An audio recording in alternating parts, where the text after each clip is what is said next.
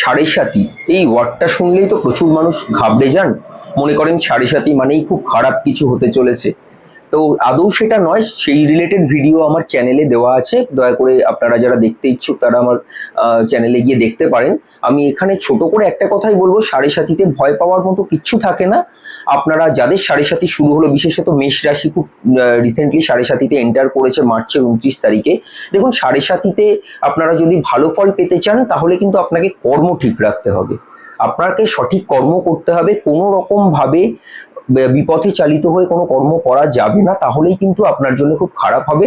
সততার সঙ্গে, নিজের বুদ্ধিতে সততার সঙ্গে হঠকারী হয়ে কোনো কাজ করা যাবে না। খুব ধীর স্থিরভাবে আপনাকে ভালো কর্ম করতে হবে। আপনার একমাত্র সাড়ে সাতিতে ভালো ফল পাওয়ার উপায়ই হচ্ছে আপনার ভালো কর্ম, সেই পারে আপনাকে কিন্তু শনির ভালো ফল এনে দিতে। বাকি রত্ন বা রেমিডি কিন্তু সাড়ে সাতিতে ততটা কাজ করতে পারে না। কাজেই নিজের কর্মের প্রতি যত্নবান হন।